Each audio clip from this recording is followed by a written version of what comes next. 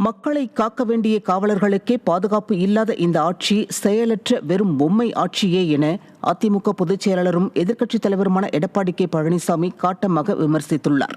இதுகுறித்து அவர் வெளியிட்டுள்ள அறிக்கையில், மதுரை மாவட்டம் உசிலம்பட்டி அருகே மதுக்கடையில் முத்துக்குமார் என்ற காவலர் அடித்து கொலை செய்யப்பட்டதாக வரும் செய்தி அதிர்ச்சி அளிப்பதாக குறிப்பிட்டுள்ளார்.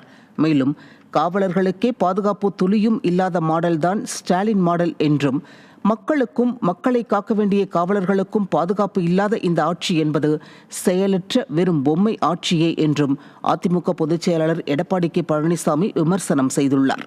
தங்கள் பணிகளை செய்யும் காவல்துறையினரின் பாதுகாப்பு பறிபோவதற்கு காவல்துறையை தனது நேரடி கட்டுப்பாட்டில் வைத்திருப்பதாக சினிமா வசனம் மற்றும் வெட்டி பேச்சு பேசும் நிர்வாகத்திறனற்ற முதலமைச்சர் முழு பொறுப்பேற்க வேண்டும் என்று அவர் தெரிவித்துள்ளார். ஸ்டாலின் அவர்களே, இந்தியாவை காக்கப் போகிறேன் என நாள்தோறும் நீங்கள் செய்யும் பொலிட்டிக்கல் ஸ்டண்ட்களை கொஞ்சம் ஓரம் வைத்துவிட்டு முதலில் உங்கள் ஜூரிஸ்டிக்ஷனில் இருக்கும் தமிழ்நாட்டை காப்பாற்ற வழியை பாருங்கள் என தெரிவித்துள்ளார். காவலர் முத்துக்குமார் கொலையில் தொடர்புள்ளோர் மீது கடுமையான சட்ட நடவடிக்கை எடுப்பதுடன் அவர் குடும்பத்தில் ஒருவருக்கு அரசு வேலையும் உரிய நிதி உதவியும் வழங்கிட ஸ்டாலின் மாடல் திமுக அரசை அதிமுக பொதுச் செயலாளர் எடப்பாடி கே பழனிசாமி வலியுறுத்தியுள்ளார்.